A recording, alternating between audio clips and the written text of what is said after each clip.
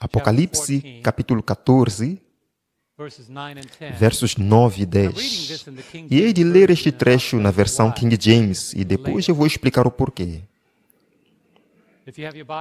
Se você estiver com a sua Bíblia, você pode me acompanhar. E se não estiver, vocês podem acompanhar a tela, os que estão em casa. E, na verdade, esta é a última das 3 mensagens angélicas. E eu estou descobrindo que a gravidade e o poder dessas 3 mensagens é algo que não somente entenderemos quando toda a batalha terminar. Estes 3 anjos são contraponto àqueles 3 espíritos imundos. Para cada coisa que Deus estabeleceu nesta batalha final, escatológica, entre a verdade e o erro, se Deus tem isso, eu vou inventar aquilo.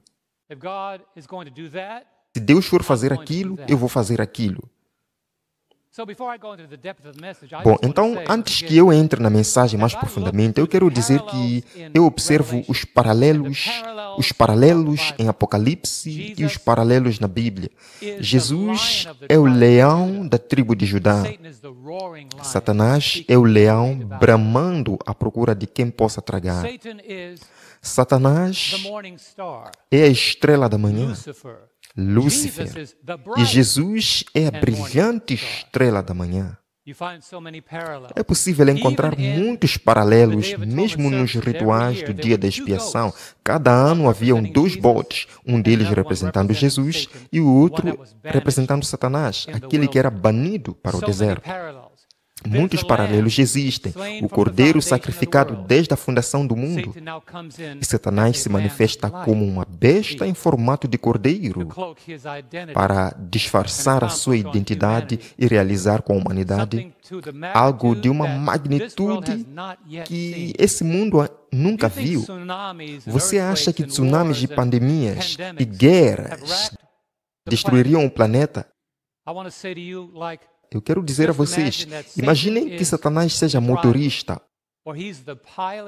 piloto do avião, e você entra e ele tranca a porta e diz a você, esse será o seu último voo. Irmãos, o diabo tenciona que essa batalha seja o último voo da história humana.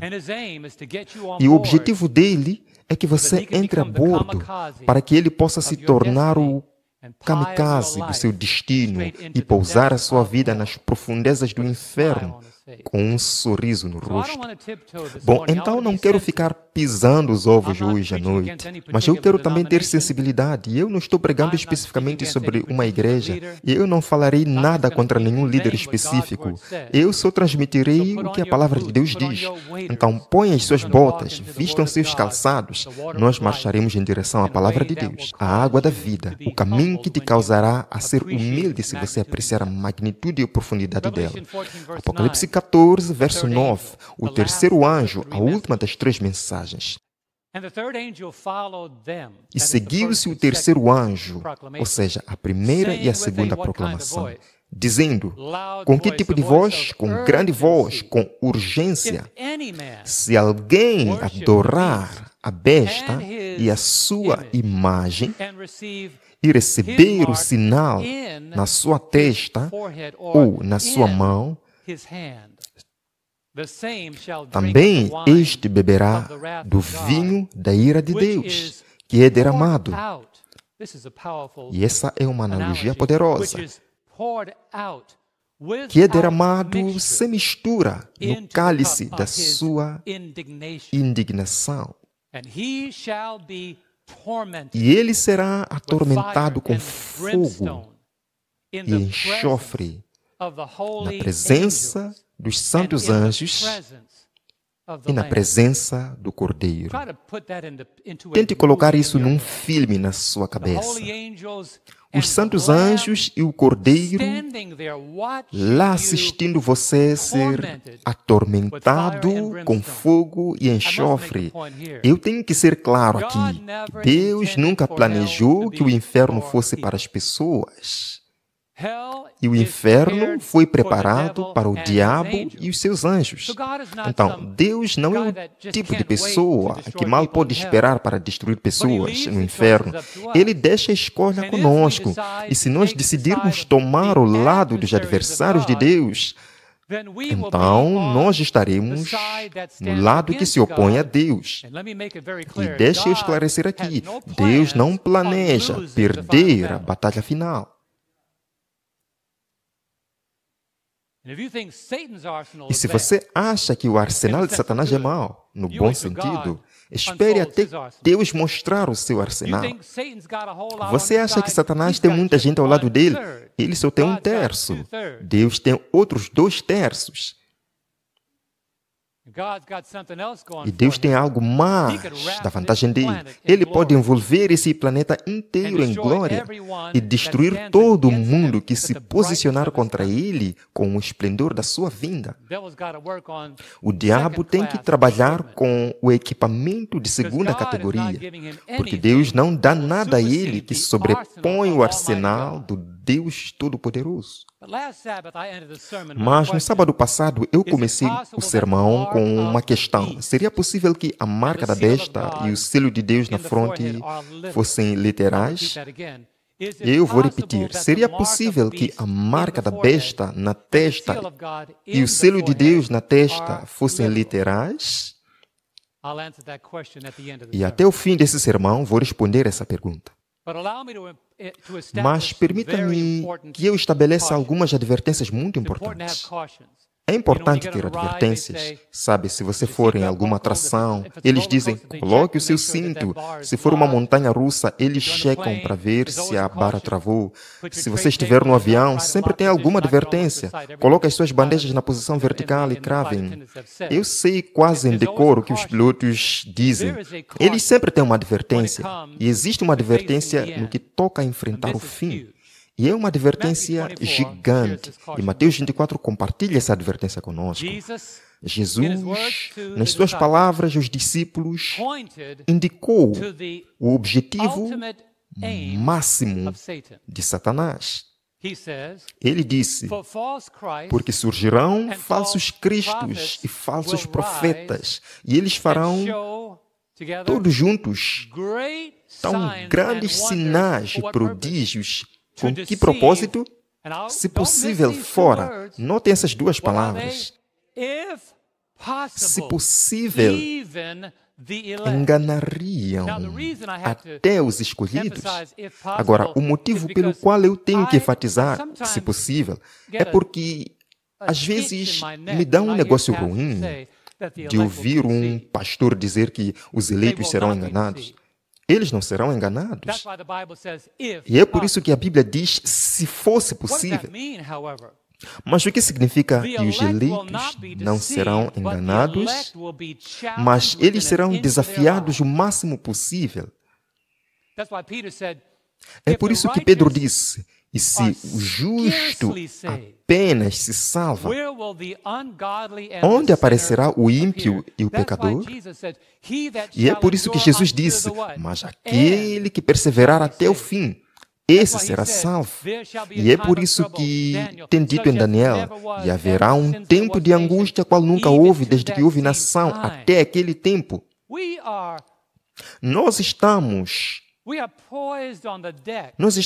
posicionados numa plataforma de revelação da exibição panorâmica do ódio de Satanás e o amor divino, como vocês nunca viram antes.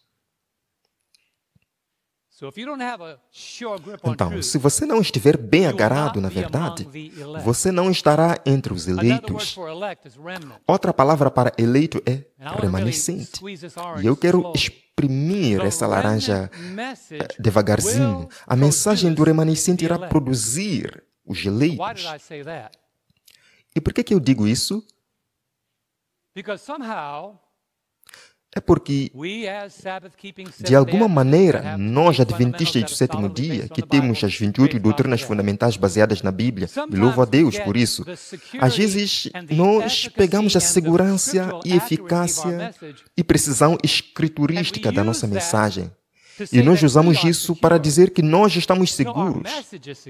Não, nossa mensagem está segura.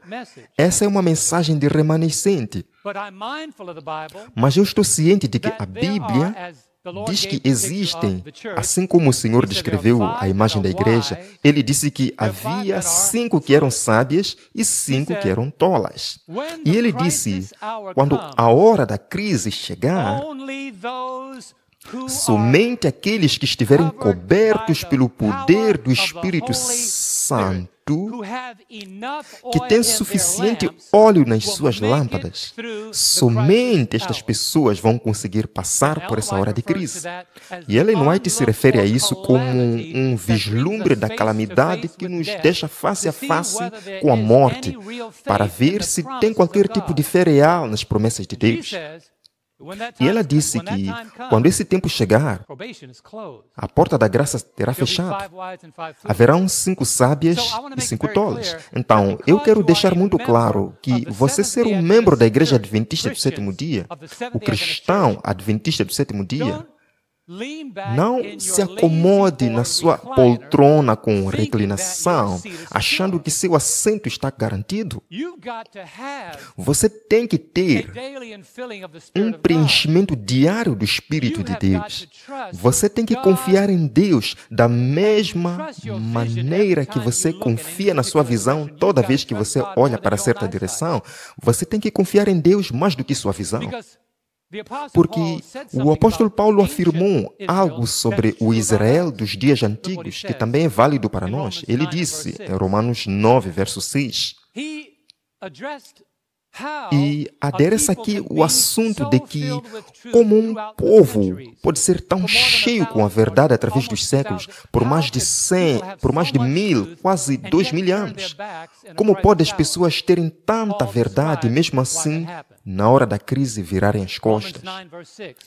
Paulo descreve por que isso acontece em Romanos 9, verso 6. Ele diz, não que a palavra de Deus já tenha faltado. Em outras palavras, o problema não é a palavra de Deus.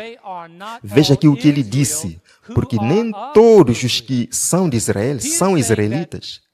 Olhe no que está dizendo aqui. A mesma condição entre os judeus. Eles eram nascidos hebreus e judeus, filhos de Israel.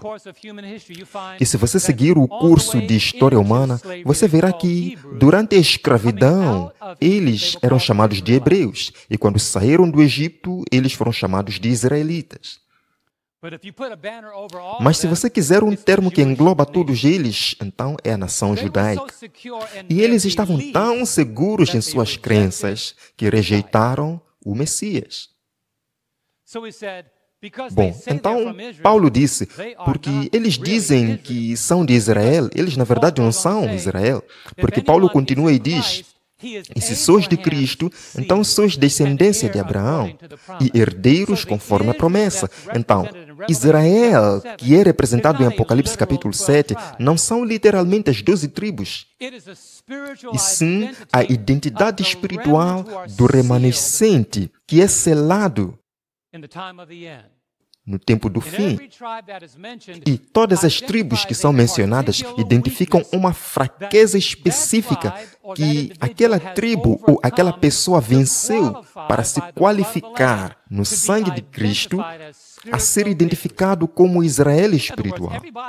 Em outras palavras, todo mundo, cada um de nós tem que vencer algo pelo sangue do Cordeiro. Diga amém. Há o que vencer. 7 vezes você pode ver nas mensagens das 7 igrejas. Há o que vencer. E depois você vê de novo mais para frente no Apocalipse os que venceram pelo sangue do Cordeiro e pela palavra do seu testemunho. Então, não é por estar. Você pode ter nascido numa família adventista do sétimo dia. Você será apenas o adventista do sétimo dia por identidade, mas não por relacionamento.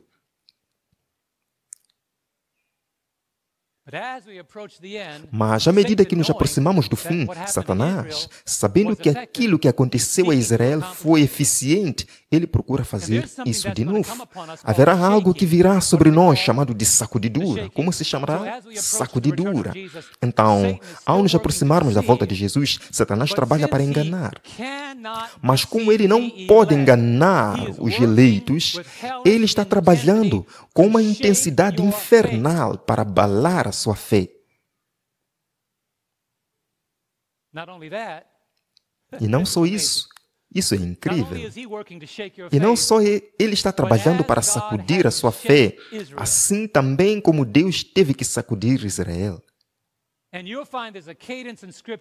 E o que você vai ver constantemente nas Escrituras é que cada área da vida, Deus teve que chacoalhar as maçãs para separá-las das laranjas.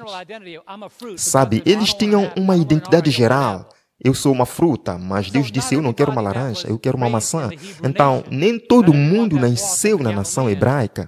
Nem todo mundo que andou como Galileu era uma pessoa que era dedicada a Cristo. Então, você nota que Deus teve que sair dos filhos de Israel e escolher 12 discípulos.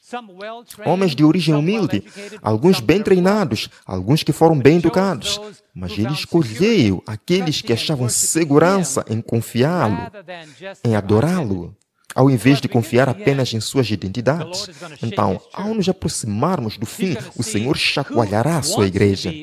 Ele vai ver quem quer realmente fazer parte dos eleitos e quem está apenas confortável de ser um membro. Veja Hebreus 12, verso 27. A Bíblia fala disso e se precede essa passagem a falar da sacudidura. Mas agora, o escritor de Hebreus começa com essas duas palavras. Em Hebreus 12, verso 27, ele diz: ora, esta palavra, ainda uma vez por todas, significa a remoção dessas coisas abaladas, como tinham sido feitas. Olha só, para que as coisas que não são abaladas, quais são essas últimas duas palavras? Possam permanecer. Se você não crer que nós estamos vivendo no tempo da sacudidura, então não sei pelo que você está esperando. O peneiramento e a sacudidura, sabe? Quando eu era pequeno, minha tarefa era quando minha mãe fazia bolos, quando ela me dava farinha. As mulheres que já têm uma certa idade sabem, quando fazem bolos, vocês sabem o que é um crivo no separador de dois estágios. O primeiro é largo, o segundo mais estreito e o terceiro é muito fino. E a minha mãe costumava dizer, agora você peneira a farinha. E eu dizia, mas para que peneirar? A farinha já está peneirada no pacote. E eu me surpreendia quando eu tinha que colocar a farinha naquele crivo. Aqueles peneiradores se movendo em diferentes direções. E as pedras mais grandes ficavam em cima e as menores conseguem passar até o segundo nível e somente aquelas bem finas conseguem passar naquela peneira bem fina. E daí ela dizia, repete, e eu, até que a farinha se parecesse como um pó. Moças, vocês sabem do que estou falando. A farinha parece um talco de bebê. E daí ela dizia, agora sim eu vou usar isso para o bolo. E daí eu dizia, mas por quê? E ela disse, porque eu não quero que ninguém comendo o meu bolo encontre uma pedra nele. Então Deus disse, eu não quero que minha igreja seja vista de modo que as pessoas achem manchas e rugas nela, ou qualquer coisa do tipo. Então, eu vou sacudi-la para me certificar de que elas não têm nenhuma mácula ou mancha, para que não haja nenhuma ruga e que não haja nada nela. Eu quero ter uma noiva pura. Eu tenho que sacudir. Então, se você está passando por provações na vida, então as enfrente, porque Deus está vendo se você pode aguentar provações. Agora, que estão se preparando para as provações mais difíceis que virão, não de pessoas que somente não gostem de você, mas que te odeiam. O diabo não tem uma atitude tipo, eu não gosto de você. Ele te odeia. Ele te abomina com ódio violento, que nós nunca vimos. Quando a sacudidura terminar, a frase mais uma vez significa que a sacudidura será tão forte que somente aqueles que não puderam ser sacudidos permanecerão.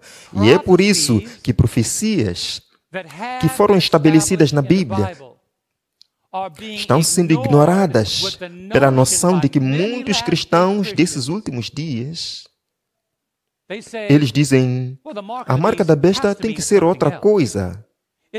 Ele não pode somente significar aquilo que significava nos dias de João, o que significava nos tempos de Daniel, tem que significar outra coisa. O diabo atualmente tem pessoas que estão ignorando profecias, que com muita oração e meticulosamente sendo guiadas pelo Espírito Santo, foram estabelecidas e identificadas. E eles estão procurando por outra coisa do que aquilo que a palavra de Deus já verificou, com a ideia e a noção de que tem que haver alguma outra maneira de interpretação. E eu tenho que te falar quantas pessoas estão sucumbindo a essas ideias. E não somente membros da igreja, mas pastores também. Pessoas que estão cheias de conversas astutas, que às vezes têm seus próprios ministérios independentes. E o problema não é ter ministério independente, mas algumas pessoas agarram o rabo de um tigre e montam nele através do deserto inteiro, achando que ele é um cavalo, até que ele para, se vira e arranca fora a cabeça da pessoa. E eu poderia aqui mencionar pastores que nos deixaram porque eles estavam procurando por uma nova interpretação. E eles acabam tendo uma seita em algum lugar. Eu já tive que impedir alguns dos membros da nossa igreja de seguir essas pessoas que falam astutamente, que massageiam as mentes deles e dizem, vamos lá comigo para algum lugar na América do Sul. Vocês sabiam que tiveram adventistas que perderam a vida naquela seita que bebeu veneno? Porque eles não permaneceram de pé nas profecias estabelecidas na palavra de Deus. E eles acabaram indo para um lugar que Deus nunca planejou que eles fossem. O David Koresh era um bom jovem adventista do sétimo dia. Ele dava estudos bíblicos de tarde numa igreja não longe da minha, numa das nossas igrejas. E eu conheço muito bem. E ele tinha um grande intelecto, mas o coração dele se deturpou em algum ponto, e o diabo usou ele. E vocês sabem o resto da história. E, infelizmente, ele começou a aplicar aquelas profecias a si mesmo, chegando ao ponto de até mesmo se identificar como sendo o Messias. Como é que isso pôde acontecer? Foi porque aquelas pessoas foram sacudidas, elas não estavam firmemente agarradas, elas não confiaram no que a palavra de Deus diz. E nunca se esqueçam, Deus não precisou vir até 2021 para identificar o que aconteceria em 2021. Ele disse, lembrai-vos das coisas passadas, da antiguidade, que eu sou Deus e não há outro. Eu sou Deus e não há outro semelhante a mim, que anuncia o fim desde o princípio. Desde a antiguidade, as coisas que ainda não sucederam. E não é de louvar a Deus que nós servimos a Jesus, que diz, olha, é isso que vai acontecer. Eu vou revelar a João, a Paulo, a Silas, e se precisar, eu vou revelar a você. E é por isso que ele disse aos discípulos, ainda tenho muito que vos dizer, mas não podeis suportar agora. E é por isso que Paulo disse que o ministério que esteve oculto desde os séculos e que agora foi manifesto. E por que Jesus fez isso? Porque ele não considerou inimigo informações privilegiadas sobre a igreja. Mas algumas pessoas, com essa sede de conectar todas as peças, encontram uma pessoa com a orelha coçando na própria denominação. Isso acontece também entre nós. Que eles descobriram, assim dizem eles. E eles não dão espaço algum para o Espírito Santo poder dizer, não é bem assim. Eu digo a vocês, antes do tempo chegar, ou na hora de seu cumprimento. E é por isso que Deus disse a Daniel, mas guarde a visão em segredo, porque se refere a dias ainda bem distantes. E é por isso que Abacuque disse, espere, porque certamente virá, não tardará. Algumas pessoas querem tanto encaixar as peças que eles acabam especulando. E o que acontece quando as especulações não se cumprem? A sua fé é abalada. E você diz, eu não quero mais ser adventista do sétimo dia porque eles erraram. Não, nós não erramos. As coisas estabelecidas sempre estarão estabelecidas. E não vai nesse caminho só porque alguém por aí escreveu o livro. Começa com a palavra de Deus, não é mesmo? Tem uma citação que me surpreende do livro Cristo em seu Santuário, página 24, parágrafo 2. Ellen White disse, o Salvador previu que nos últimos dias, que dias? últimos dias, falsos profetas surgirão e desviariam discípulos. E também que aqueles que, neste tempo de perigo, permanecerem firmes à verdade especificada no livro de Apocalipse,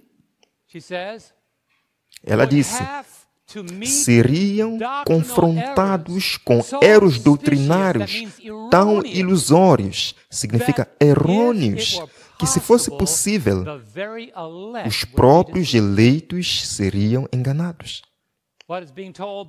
O que está sendo dito aqui pela Bíblia e sendo comunicado através de Ellen White, em harmonia com a Bíblia, ela diz, vocês não têm ideia, vocês não têm noção de quão enganoso o diabo pode ser. Satanás tem mirado naqueles que têm recebido uma luz especial sobre o Apocalipse, porque ele sabe que, assim como foi na época dos judeus, ele sabe que qualquer mal entendimento da verdade leva ao disfarce das reais intenções dele.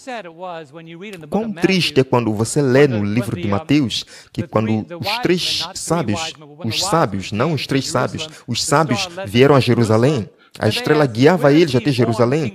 Eles chegaram e perguntaram onde nasceu o rei dos judeus. E os líderes religiosos disseram, deixa a gente ver aqui. De acordo com o profeta Miqueias, ele deveria nascer em Belém, Efrata. Mas eles não foram para lá. Deus escolheu 3 homens da região de onde Salomão e Balaão eram. E por que eles eram sábios? Porque estudavam as profecias. Se você não estudar as profecias e considerar que você pode ler simplesmente um livrinho, o estudo sobre as 28 doutrinas, quando Jesus estiver voltando, meu irmão, quando não mais houverem Bíblias, a palavra de Deus tem que estar em seus corações. E é por isso que Jesus nos alertou. Ele disse em João 12:35, a luz ainda está convosco por um pouco de tempo. Ande enquanto tendes a luz, para que as trevas não vos apanhem, pois quem anda nas trevas não sabe para onde vai. Mas a boa notícia é que quando nós nos recusamos a abandonar a verdade, se tornará mais claro. Ouça as palavras do apóstolo Pedro, em 2 de Pedro 1:19. Existem pessoas que não sabem para onde vão, porque elas não estão firmadas na palavra da profecia. Pedro, em 2 de Pedro, capítulo 1, verso 19, diz, temos assim, tanto mais confirmada a palavra profética, e fazeis bem em atendê-la. Porque, como uma candeia que brilha, onde? Em um lugar tenebroso, até que o dia clareie e a estrela da alva nasça em vosso coração. Ele está dizendo, aguentem firme até que o sol nasça. E o que está escuro será visto de maneira clara. Aguente firme até o sol nascer. Não desista, porque vai escurecer, porque a escuridão cobre a terra e a obscuridade cobrirá as pessoas. Deus não deixará o seu povo na escuridão. Satanás quer que nós acreditemos que, de alguma forma, ao chegarmos perto do fim, a palavra de Deus perderá a sua relevância e se tornará mais apagada do que foi no passado. Mas Deus disse que a sua palavra não se tornaria mais apagada, ela teria um aumento em sua luminosidade e no seu entendimento. Olha o que o homem mais sábio disse em Provérbios 4:18.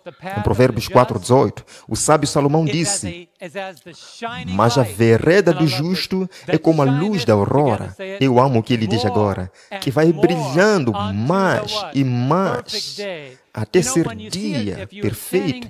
Sabe, se você se posicionar num trilho de trem longo e reto de noite, você pode ver algo parecido como uma luzinha. E você pode pensar, bem, isso é apenas um vagalume. E se você ficar nesse trilho por tempo suficiente, você pode descobrir que é uma locomotiva com 300 vagões. Mas você ficou lá o tempo suficiente para ver a luz ficar mais forte, mais forte. Não somente a luz vai ficar mais forte, mas balançar o chão onde você está com a locomotiva vindo a toda velocidade. Não desconsidere o que agora pode parecer para você como apenas uma luzinha, um vagalume. Aguente firme, continue estudando, e o que parece ser apenas uma luzinha de entendimento vai se tornar mais claro. Vai brilhar mais e mais até que seja como o dia perfeito. É assim que Deus trabalha. Ele não dá toda a luz num momento só. É só você continuar e se torna mais claro. É por isso que nos é dito em João 12:36, enquanto tendes a luz, o que devemos fazer, amigos? Crede na luz para que sejais filhos da luz.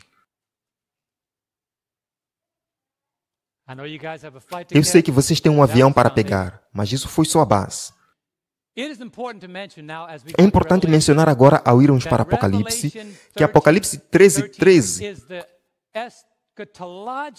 é a narrativa escatológica que precede o último verso de Apocalipse, capítulo 12. Apocalipse pode ser desmembrado no aspecto histórico, e louvado seja Deus por isso. Nós podemos olhar para trás e pensar, sim, podemos confiar na palavra de Deus, mas daí ele muda de um aspecto histórico para um aspecto escatológico, onde ele diz, onde o Senhor diz, eu mostrei a vocês como o diabo tem trabalhado, eu mostrei a vocês como a mensagem tem progredido, e agora vou revelar a vocês o que ele vai fazer no tempo do fim.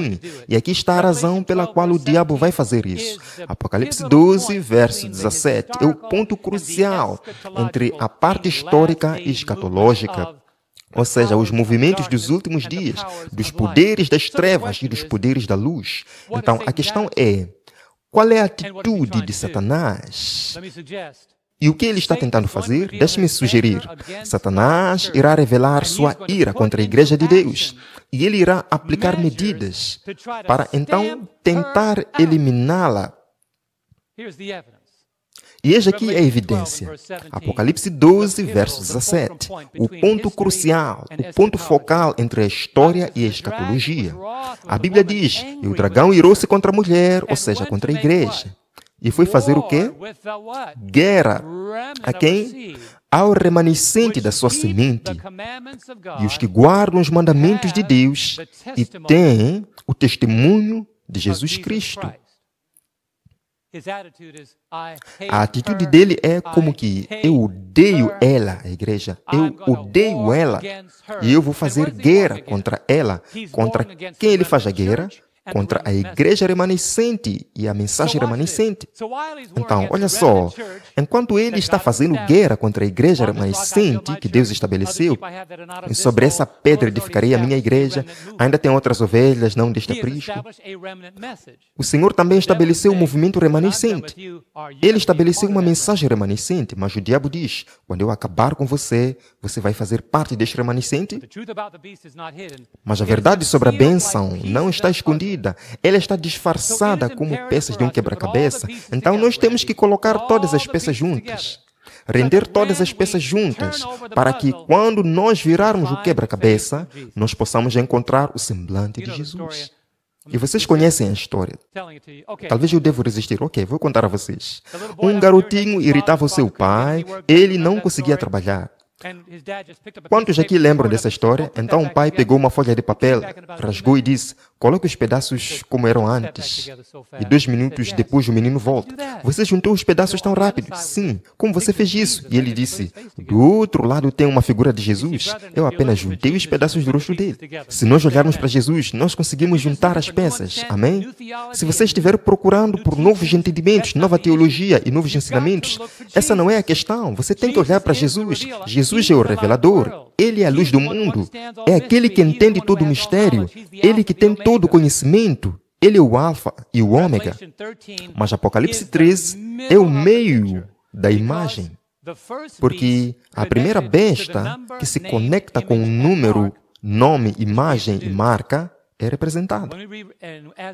E à medida que nós lemos Apocalipse 13, versos 1 e 2, nós veremos que esta não é a primeira vez que a besta é apresentada à cena. João simplesmente, vamos olhar juntos para isso. Apocalipse 13, versos 1 e 2, certo? E eu pus-me sobre a areia do mar. Então vi uma besta sair. De onde? Do mar. Que tinha 7 cabeças e 10 chifres. Eu falei disso sábado passado. E sobre seus chifres, quantas coroas? 10 coroas. E sobre as suas cabeças, um nome de blasfêmia. Um nome de blasfêmia. Verso 2. E a besta que vi era semelhante a leopardo, e os seus pés como os de urso, e a sua boca como a de leão. E o dragão deu-lhe o seu poder e o seu trono. O que mais? Grande poderio. Então, nós vemos essa besta com 7 cabeças, 10 chifres. E a propósito, quando a Bíblia fala de 7 cabeças, 10 chifres, João não foi o primeiro a apresentar isso. Daniel já havia falado disso. Então, olhe esse gráfico. Olhe com atenção. Você vê 605 a.C., ponta esquerda, e o ano 96 d.C., ponta direita. Em 605 a.C. é o começo do domínio do Império Babilônico. Daniel existiu no Império Babilônico. É só ler Daniel capítulo 7, no ano de Belsazar. A Daniel é dado uma visão durante o reino de Babilônia. Então, Daniel está olhando. Olhem para a seta. Daniel está olhando na direção de Babilônia, Medo-Pérsia, Grécia e Roma. Daniel olha nessa direção. Mas ao chegarmos ao ano de 96 d.C., João está olhando para trás. Mas a sequência cronológica desses anos não mudou, e João está na época de Roma, escrevendo sobre o que já aconteceu. Daniel estava na Babilônia, escrevendo sobre o que iria acontecer. Então, Daniel dá uma imagem do leão, do urso, do leopardo e da besta de 10 chifres. Mas João está vivendo nessa nação dos 10 chifres. Então, ele volta dos 10 chifres para o leopardo, o urso e o leão. Então, quando você vê a imagem que ele revela em Apocalipse capítulo 13, ele fala dessas coisas, o leopardo, o urso e o leão. Ele está olhando para trás, e a nação que estava saindo de cena para o estabelecimento do Império Romano era o Império Grego. Então, ele estava olhando para trás. E por que isso é importante? Porque isso é de uma importância crucial. Ao rejeitar esse esquema e ao rejeitar esta cronologia da história, as pessoas estão procurando por algo que a Bíblia já confirmou, algo que já está claro. A Babilônia foi um grande império mundial? Sim. Ela caiu? Sim. Houve um Nabucodonosor? Sim. Você nem precisa ler a Bíblia somente. Estas são páginas da história. São confirmados por históricos.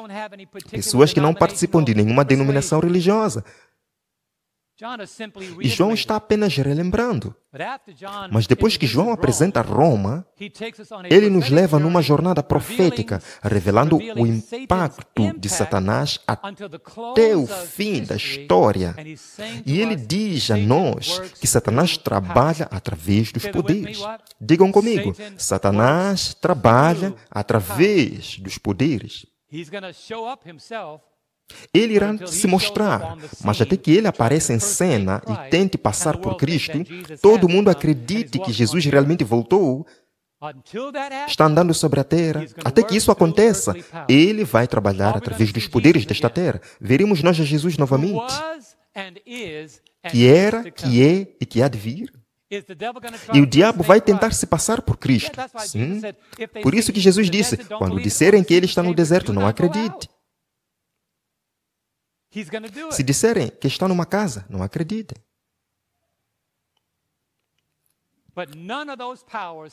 Mas nenhum desses poderes está firmado em sua própria autoridade. É a Roma papal que está no poder. É a Roma que está no poder, sobre a qual João começou a escrever o livro de Apocalipse e se tornou mais tarde o poder romano papal. Não se esqueça que ele disse que o dragão deu a ela o seu poder e o seu trono e grande poderio. Agora vejamos uma coisa. Quando Roma chegou ao poder, ela tinha 10 chifres e 3 desses chifres foram arrancados por um pequeno chifre que foi o surgimento do papado, certo? Se você conhece a história, isso está muito claro. Se você não conhece, eu já fiz apresentações sobre isso no passado, você pode ir procurar. Quando Roma papal se tornou o poder em destaque durante a Idade Média, ela começou cruelmente a eliminar nações que se opunham a ela. E o pequeno chifre pequeno surgiu, e isso foi a transição de Roma pagã para Roma papal. De um poder meramente político para um poder religioso e político. Então, quando você olha para esse chifrinho de Daniel 7 e a besta do mar em Apocalipse 13, você vê essas identidades em destaque que conectam elas. Ambos falavam contra o Altíssimo. Ambos blasfemavam contra Deus. E ambos exerceram sua autoridade por um certo período de tempo. 1260 anos em Daniel e 42 meses em Apocalipse capítulo 13. E ambos com 10 chifres. Então, é como se João estivesse dizendo: foque os teus olhos nisso, não perca. E eu estou falando de Roma pagã para Roma papal, que será o poder terrestre através do qual Satanás irá trabalhar até que ele apareça pessoalmente. E Paulo, o apóstolo, nos dá um vislumbre de como que isso vai acontecer. Paulo, o apóstolo, esse poder já estava começando a existir em seus dias. Paulo, o apóstolo, viveu sob o governo de Roma, e é por isso que quando ele foi acusado de causar problema, ele foi preso e apareceu diante de César. Em Atos 27, ele fez uma jornada até Roma. Olhem o que Paulo escreveu em 2 Tessalonicenses, capítulo 2, versos 8 e 9. Ele disse: "E então será revelado o iníquo, a quem o Senhor desfará pelo assopro da sua boca e aniquilará pelo esplendor da sua vinda." Ora, o aparecimento do iníquo é segundo a eficácia de Satanás, com todo o poder e sinais e prodígios de mentira. Esse verso não está se referindo ao próprio Satanás. Ele está dizendo que o poder que virá é um produto do trabalho de Satanás. E onde que vivia Paulo? Sob a tutela do Império Romano. Ele sabia do que estava falando. Ele entendia isso muito claramente. Então, tanto o apóstolo Paulo como João, o revelador, conectam o surgimento desse poder como sendo de acordo com a obra de Satanás. Vocês estão prontos para essa transição? Em Apocalipse 13, verso 11. Porque eu queria resumir brevemente como eles tinham essas semelhanças no Velho e no Novo Testamento. Mas existe outro poder que tem que entrar em cena antes que esse quebra-cabeça seja completo. Apocalipse 13, verso 11. Aqui vai. Eu vi ainda outra besta emergir da terra. E o que ele tinha? Possuía 2 chifres, parecendo cordeiro, mas falava como um dragão. Tinha 2 chifres, parecendo cordeiro, mas falava como o dragão. E imediatamente aqui, nós vemos diferenças e nós vemos semelhanças. Quais que foram as palavras que eu disse? Vocês da esquerda, diferenças e semelhanças. Nós vemos diferenças e semelhanças. Quando essas bestas surgem, as bestas do Apocalipse 13, porque só existem 2 bestas em Apocalipse 13, quando essas bestas surgem, tem diferenças e semelhanças. E qual é a diferença? A primeira besta de Apocalipse 13 sai do mar. A segunda sai da terra.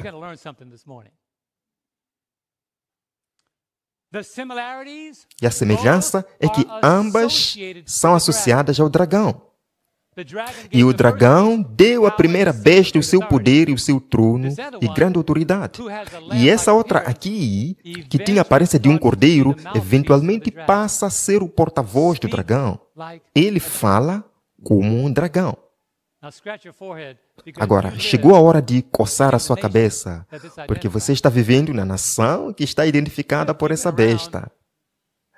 E se você tem uma certa idade, as coisas que nós temos ouvido nos últimos... deixa quieto, João. E o dragão tem falado. Isso é tudo que eu vou dizer. É bem assim mesmo. Alguém aí disse, gritando, tá certo, vocês têm que parar de ouvir os gritos do dragão e ouvir os sussurros da voz do Espírito Santo de Deus. Ele não está no relâmpago e trovão, mas na voz serena, e quando você lê sua Bíblia. Mas agora, eu quero que você entenda o seguinte. O mar e a terra. Repitam comigo. O mar e a terra. Isso vai abrir os olhos de vocês para ver algo que vocês provavelmente tentem associar e colocar juntos, certo? Apocalipse 12, 12. Já previu que essa coalizão iria acontecer, a besta do mar e a besta da terra. Apocalipse 12, 12 previu que isso iria acontecer. Olhe para essa passagem que de agora em diante você vai entender o que significa. Ouça o que Jesus disse através de João, o revelador. Por isso, e aqui está falando da intensidade dos trabalhos de Satanás nos últimos dias, ele diz: por isso alegrai-vos, ó céus, e vocês que nele habitam. Olha só, ai dos que habitam na terra e no mar. Porque o diabo desceu a vós e tem grande ira, sabendo que já tem pouco tempo. Posso fazer uma pausa, dizer algo que vocês acabaram de ler e não perceberam. Quem percebeu, levanta a mão. A Shelley entendeu. Ai dos habitantes dos Estados Unidos da América. Ai daqueles que seguem a Roma. Pois o diabo, através dessas duas agências, desceu até vós, cheio de grande cólera, sabendo que pouco tempo lhe resta. E a gente tentando aqui decifrar: quem vive no mar? Como é que isso é possível? Quem vive no mar? Não, mas a Bíblia diz que os que habitam no mar, o Aquaman é verdadeiro? Não. Isso significa que a besta saiu do mar. Em Roma. E os Estados Unidos da América veio a partir da terra. E ai desses que estiverem em qualquer uma dessas duas categorias, porque quem está atrás disso é o dragão, Satanás. Porque ele sabe que pouco tempo lhe resta. Ele irá usar estes dois poderes para orquestrar os movimentos finais com uma precisão e exatidão satânica.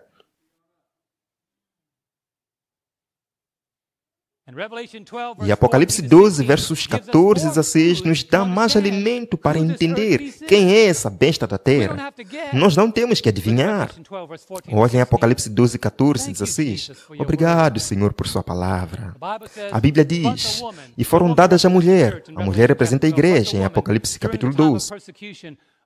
E foram dadas à mulher duas asas da grande águia, para que ela voasse para onde? Para o deserto, ao seu lugar, onde é sustentada por um tempo e tempos de metade de um tempo.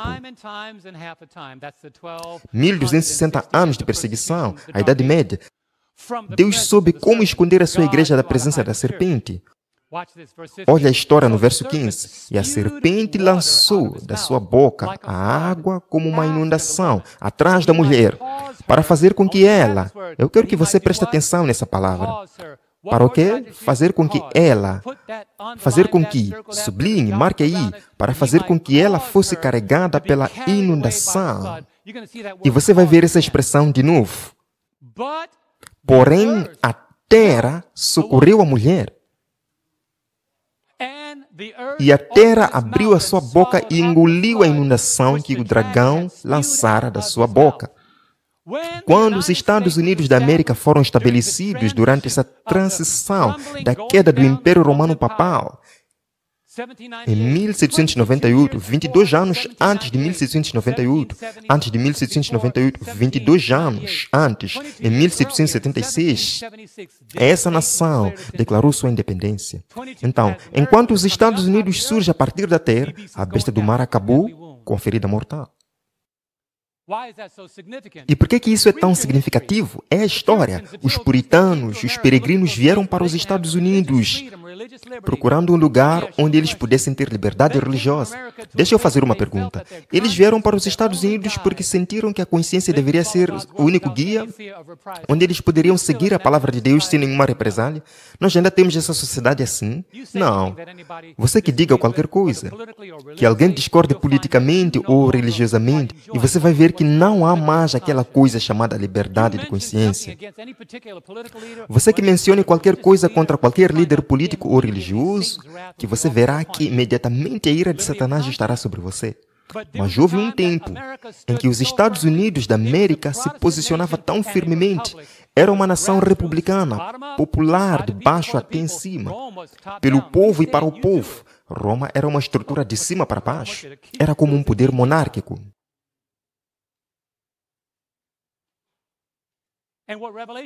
E o que Apocalipse nos diz é que, embora a besta do mar tenha uma longa história, ela tem que dar lugar para a besta que vem da terra. E o interessante é que, enquanto o poder humano descia, outra besta estava se levantando. E a segunda besta de Apocalipse 13, que é historicamente, inequivocamente, em todas as comparações, o único poder existente na época, era um poder que surge ainda na sua infância, os Estados Unidos, ainda como um cordeirinho. Ainda era um cordeirinho. Não é uma ovelha. É um pequeno cordeiro com 2 chifres, uma forma de governo republicano e uma forma de religião protestante. E Roma não podia nem pensar vir aos Estados Unidos da América.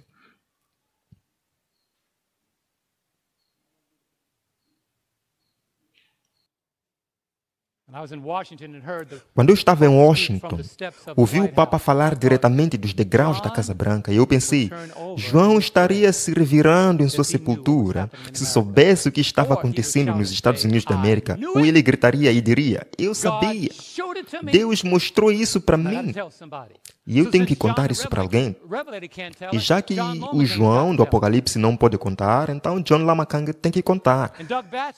E Doug Batchelor, Mark Finley, e John Bradshaw, e todas essas pessoas que não têm medo de dizer a verdade como ela realmente é. Porque desse pêndulo está pendendo a sua vida e a minha vida, seu destino e meu destino. Eu quero que vocês entendam algo. Os Estados Unidos da América falam como um dragão. Vocês talvez se lembrem de uma passagem muito curta. Eu acho que eu escrevi, mas em Mateus 26, 73, quando Pedro disse a Jesus, e eu falei no sábado passado, ele disse, eu não te negarei, eu não te negarei. Mas quando Pedro foi encurralado por uma pessoa que o reconheceu, quando ele falou a essa pessoa, disse, em Mateus 26, 73, porque o teu modo de falar te denuncia. Entendam isso, porque quando uma nação se diz ser religiosa, ouça como ela fala. E o que hoje é chamado de cristianismo é qualquer coisa menos cristianismo na América.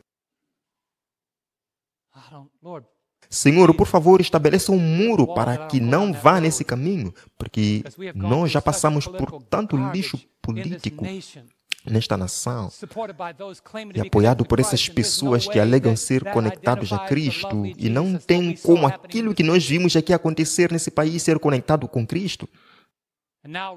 E agora, a religião se tornou o teste de prova para pessoas que não guardam os mandamentos. Mas alegava que não conhecia Jesus. O teu falar te denuncia. Você está pronto para outra epifânia? Por que é importante prestar atenção ao invés de só assistir? Isaías 8, 20. Você já ouviu? Vocês já ouviram esse texto? A lei e ao testemunho, se eles não falarem segundo esta palavra,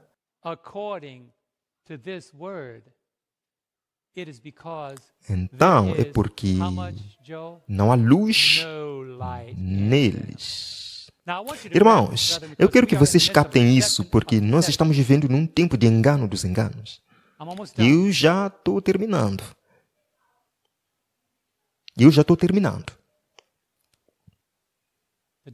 E o diabo não é idiota. E ele não é aquela figurinha que aparece no rótulo do molho de pimenta. Ele não é um personagem monstruoso que aparece só no dia das bruxas. Ele é um anjo intelectual que fica procurando maneiras de nos levar.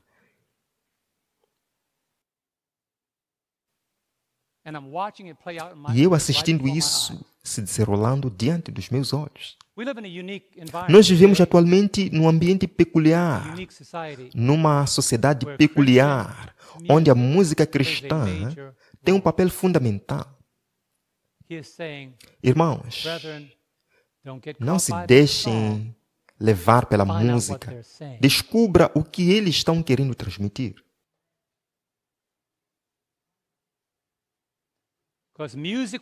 Porque a música foi o instrumento que o rei Nabucodonosor usou quando ele dirigiu a sua imagem e disse para os hebreus que eles deveriam se prostrar diante dela. Irmãos, eu vou dizer, como músico, da maneira mais humilde possível, como uma pessoa que ama cantar, não permita que a música se torne seu ingresso para a imagem da besta.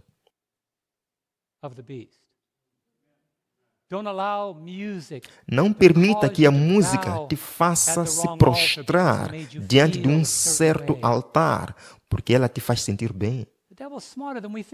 O diabo é mais esperto do que nós achamos.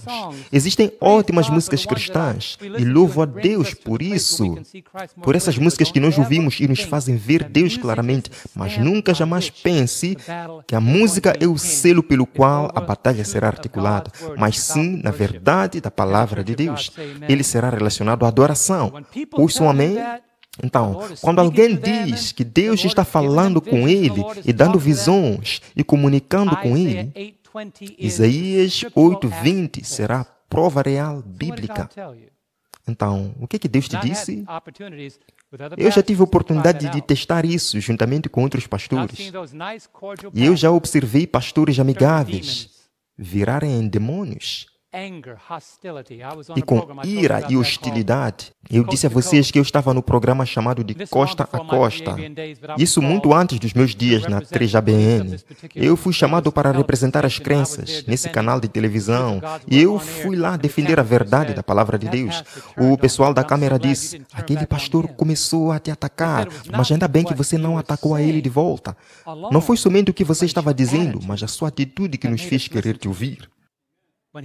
Quando ele começou a desprezar e perguntar como é que Deus escreveu os 10 mandamentos, por que dedo ele escreveu? Com o medinho, o indicador ou o dedão? Com que dedo ele escreveu? Ele começou a menosprezar os mandamentos de Deus. E aquele pastor, que ainda está vivo hoje, eu me pergunto quantas pessoas ele já levou a ignorar os mandamentos de Deus. Mas ele diz que toda semana Deus o usa para falar. Mas o assunto fica mais profundo ainda. Apocalipse 13, verso 12. Vamos prosseguir.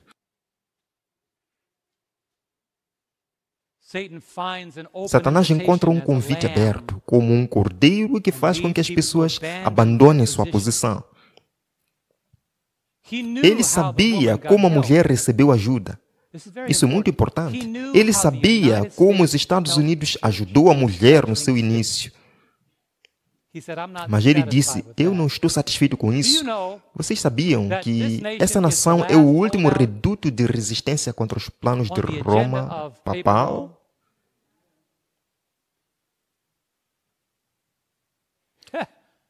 E esse reduto de resistência está prestes a se desmoronar. Mas não se enganem, Roma não está firmada somente em sua autoridade, mas o diabo está mexendo os pauzinhos. E o que está acontecendo com essa nação, falando dos Estados Unidos? E a Bíblia diz, e exerce todo o poder da primeira besta na sua presença. Apocalipse 13, 12. Exerce toda a autoridade da primeira besta na sua presença. E faz. Olha a palavra, faz. E anteriormente ele tentou com que a mulher fosse levada pela água do rio. E agora ele diz, agora ele quer fazer com que a terra e os seus habitantes adorem. Fazer o quê? Que adorem a primeira besta cuja ferida mortal fora curada. Agora o apóstolo João revela que a segunda besta juntará ao mundo para que adorem a primeira besta. Isso simplesmente mostra que os Estados Unidos será o agente ativo direcionando as pessoas em direção a Roma papal. É por isso que não me surpreende que o papado recebeu a responsabilidade de escrever as regras morais para as redes sociais. E vocês sabiam o seguinte, eu descobri isso através de um dos nossos programas da 3ABN. Eu descobri isso ao sentar e conversar com os nossos convidados na 3ABN, que lida com a questão de fome ao redor do mundo. Vocês sabem a quem que nós temos que nos dirigir para descobrir que comida está disponível para as pessoas em países que sofrem fome? Isso é controlado pelo Vaticano. Eles decidem quem receber comida. Está sob o controle deles. É a responsabilidade deles.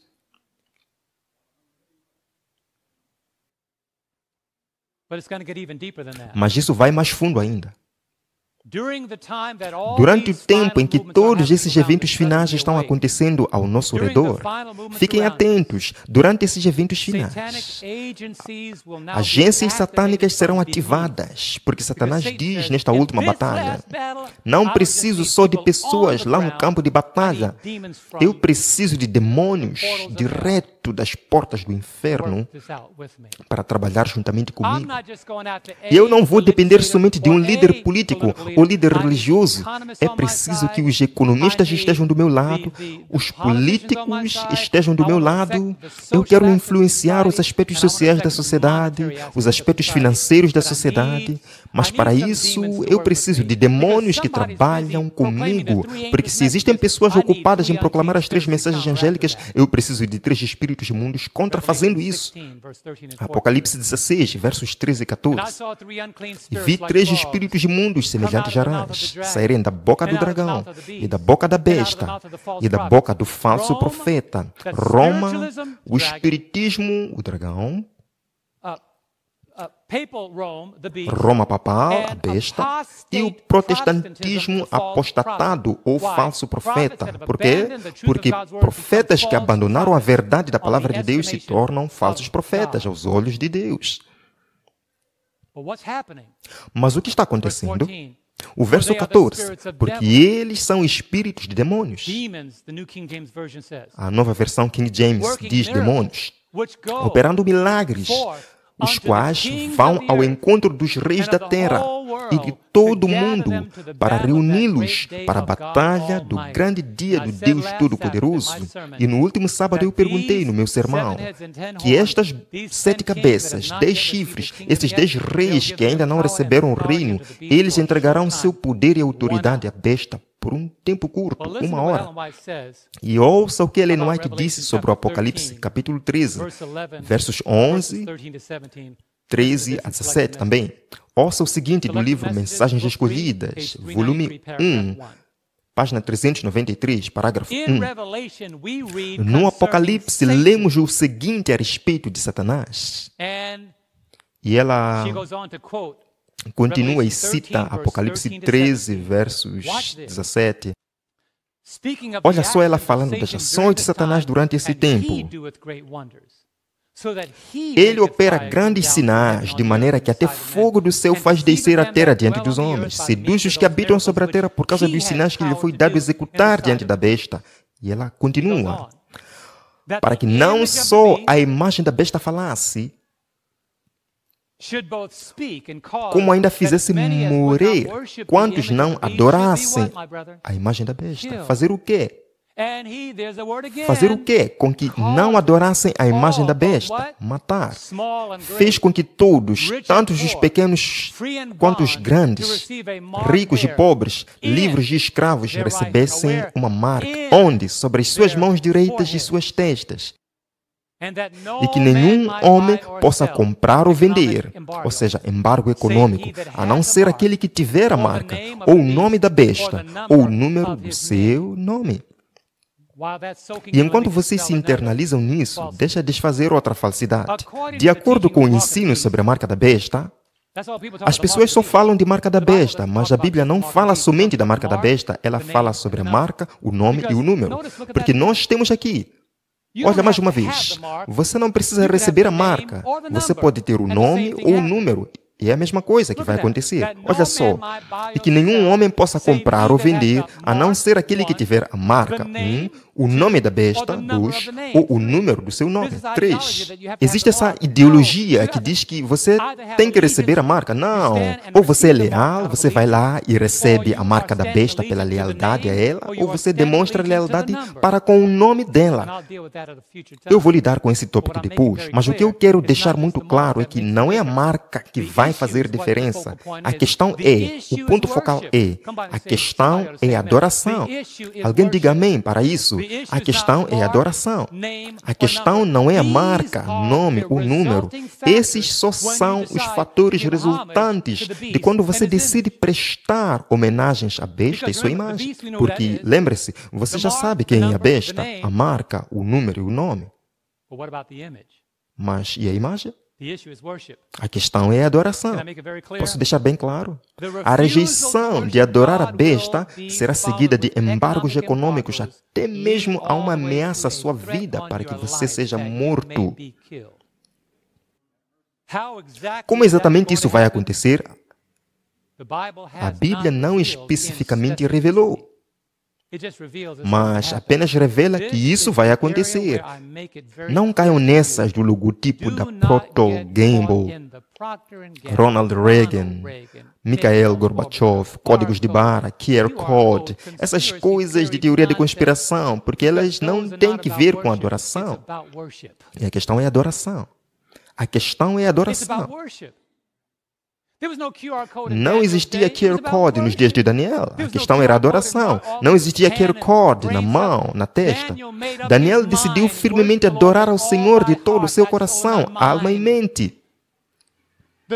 Os 3 jovens hebreus disseram: nós não temos nem que considerar o que falaremos com você, rei Nabucodonosor. Nós já decidimos. Se ele nos livrar, tudo bem, mas se não, nossas mentes já estão decididas.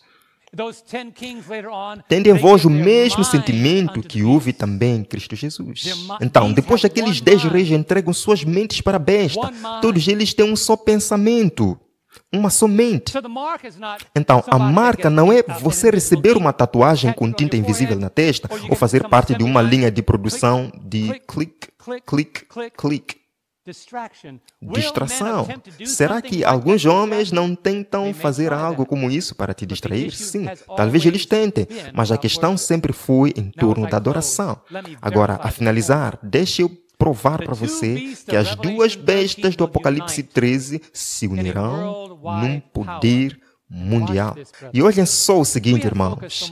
Nós focamos muito no 4º mandamento, mas as 2 bestas do Apocalipse 13 irão além disso. Eles sabem que os últimos 6 mandamentos têm que ver com a relação entre seres humanos, mas também sabem que os primeiros 4 mandamentos têm a ver com a relação do homem com Deus. Eles irão violar cada um desses mandamentos. Esse é o texto antes de mostrar esse ponto. 2 Tessalonicenses, falando sobre Satanás e como ele trabalha e o que ele deseja fazer. 2 Tessalonicenses, capítulo 2, versos 4. O qual se opõe e se levanta contra tudo. Tudo o quê? O que se chama Deus, ou o quê? Ou se adora, de modo que se assentará como Deus no templo de Deus, querendo parecer Deus. Não faz muito tempo que eu fiz um sermão chamado Apareceu. Assistam. Os judeus acreditam, estão ensinando que em breve Cristo irá aparecer em Jerusalém. A semente de Deus nunca se focou em estar no Vaticano, mas em Jerusalém. Os evangélicos creem que quando os judeus se converterem, Jesus virá até Jerusalém. Todos eles estão olhando para Jerusalém. No livro Primeiros Escritos, Ellen White disse que alguns acreditam que eles têm o dever de ir até Jerusalém e converter os judeus antes de Jesus voltar. Eles estão focando em Jerusalém. Quando Satanás vier, ele poderia vir a Nova York, mas ele vai onde as pessoas estão esperando ele aparecer. Aparecer no templo, mostrando que ele é Deus. E o que vai acontecer? Todos esses que se uniram ao poder da primeira besta e segunda besta de Apocalipse 13 vão fazer o seguinte. Aqui vai. Esse é um sistema da besta. Eles irão blasfemar a Deus. Por quê? Porque em Êxodo 20, verso 7 disse: não tomarás o nome do Senhor teu Deus em vão. Esse vai ser o primeiro mandamento que eles vão quebrar. E o segundo, eles vão fazer uma imagem. Por quê? Êxodo 20, verso 4. Não farás para ti imagem de escultura. E isso vai mais fundo do que somente o sábado. O terceiro, isso não está numa ordem específica. Eles vão exigir adoração. Por quê? Não terás outros deuses diante de mim. E por fim, a marca é um ataque ao sábado. Por quê? Êxodo 20, verso 8. Lembra-te do dia de sábado para o santificar. E o sábado é um sinal entre Deus e o seu povo. Assim como o sábado é um símbolo de lealdade entre Deus e o seu povo, a marca da besta é um sinal de lealdade daqueles que se posicionam com Satanás e as forças da escuridão contra a mensagem do reino de Deus. Assim como o sábado não é um símbolo literal na mão ou na testa, mas Jesus disse sobre os seus mandamentos: coloque-os por frontais entre os olhos. Vocês se lembram disso? Por frontal entre os olhos. Os coloque como sinal na tua mão. Ensina os seus filhos ao deitar-te, ao levantar-te. Será que os judeus foram por aí marcando as pessoas na mão e na testa? Não. Mas quem podia ver o sinal? Jesus somente.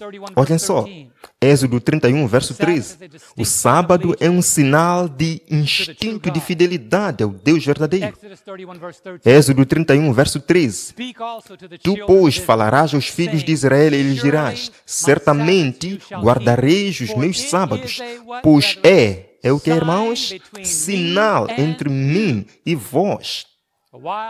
Ao passo que Satanás tem trabalhado com Roma pagã, trabalha com os Estados Unidos, trabalha com o judaísmo, rejeitando a autoridade de Cristo e seu papel como Messias, o Islã, que rejeita ele como Messias, o budismo, Shakti Yoga ou qualquer religião oriental ou ocultista desta terra, a Babilônia será uma coalizão de todos esses poderes sob a liderança de Roma e a força e o poder político dos Estados Unidos da América.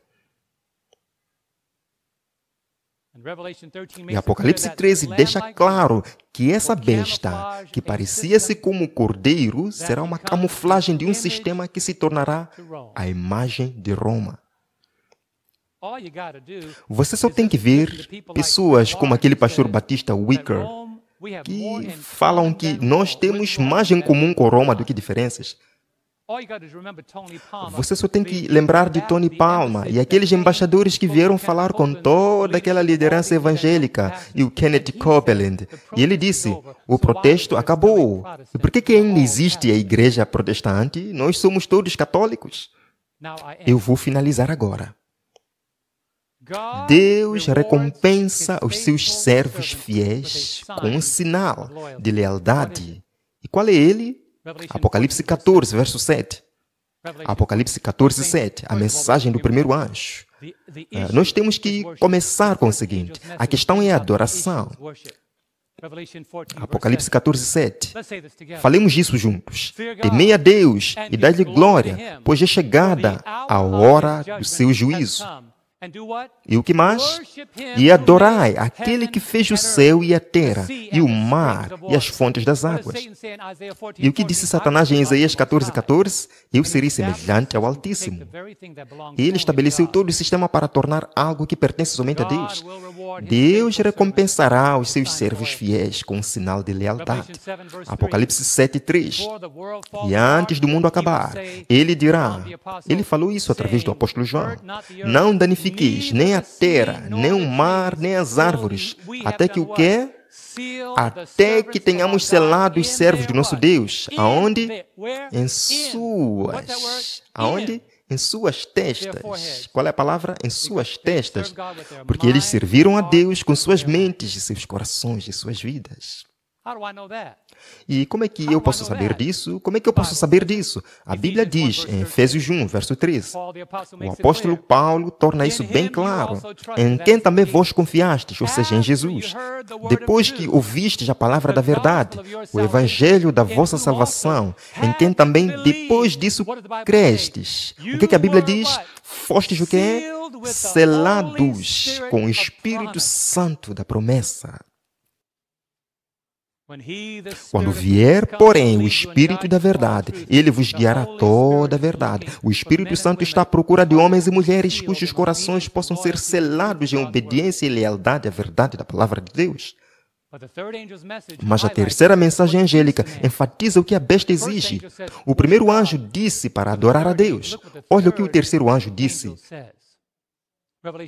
Apocalipse 14, verso 9. São os 3 versos curtos e nós já vamos acabar.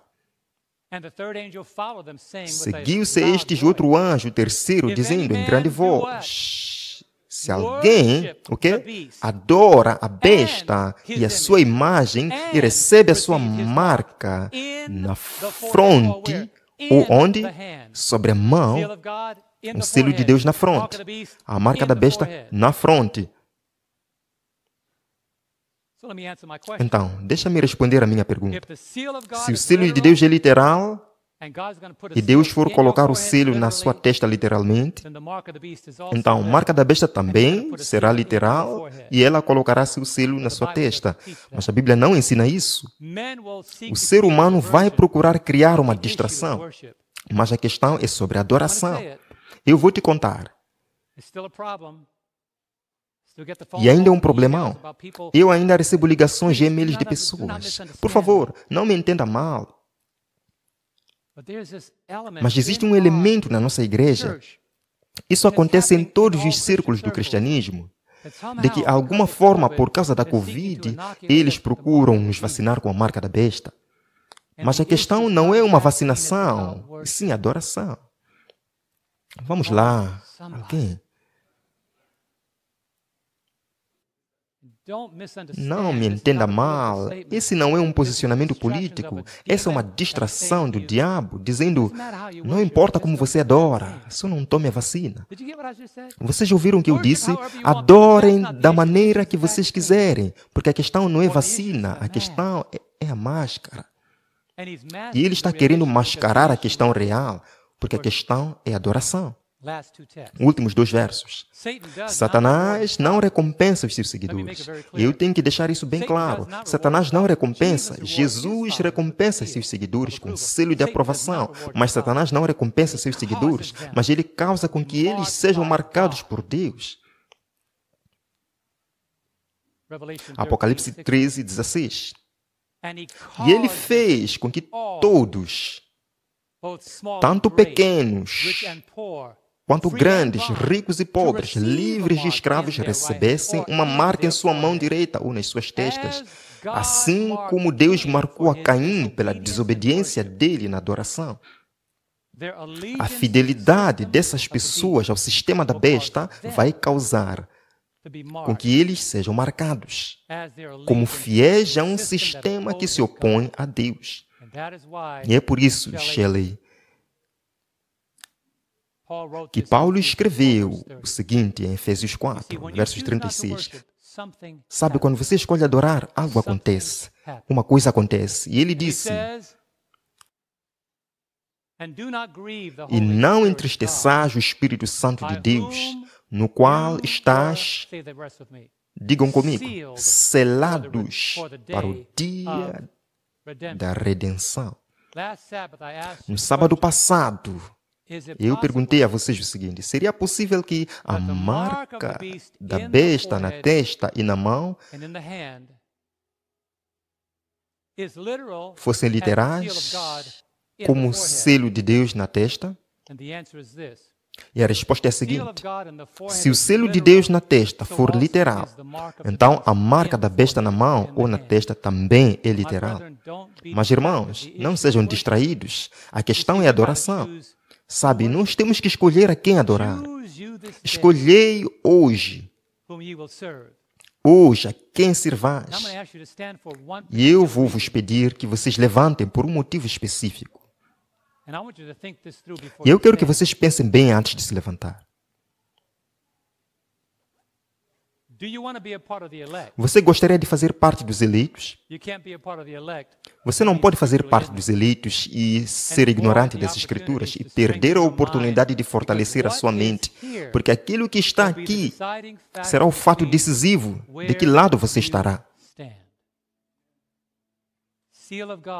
E o selo de Deus na testa, as mentes deles estão transformadas.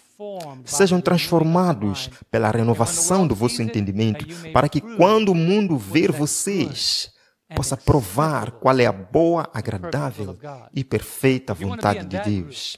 Se você deseja fazer parte desse grupo, se levante.